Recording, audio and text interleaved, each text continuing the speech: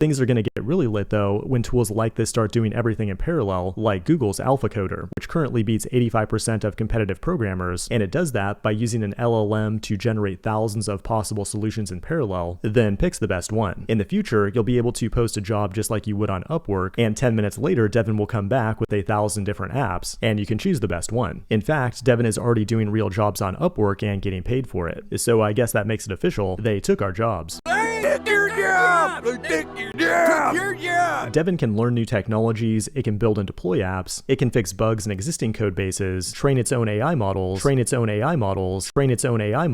and do all kinds of other stuff. Pretty impressive, and the company itself is backed by Peter Thiel's Founders Fund, along with the Collison brothers from Stripe, and a bunch of other heavy hitters from Silicon Valley. And Cognition is not the only stealth startup in this game. There's also Magic.dev, which has been funded with over $100 million, and has a shared investor of Elad Gil, who's also made investments into Mistral and Perplexity AI. It's naive to think that Silicon Valley doesn't want to replace programmers. They absolutely do, and whoever does it first is going to make a ton of money. But there's really no point in being a doomer. For one, there's a very high probability that this technology will be like self-driving cars or 3D printing, which promise to revolutionize the world, but in the grand scheme of things never delivered on those promises. Currently, the only thing that Devin can do is bang out crappy little demos, and anyone that's used AI tools over the last year know that they're extremely useful for simple problems, but as soon as you get into more complex problems, they become counterproductive and end up hurting your code more than helping it. However, there's a lot of smart people who think that problem will be solved, like Jensen Huang recently made this bombshell statement. It is our job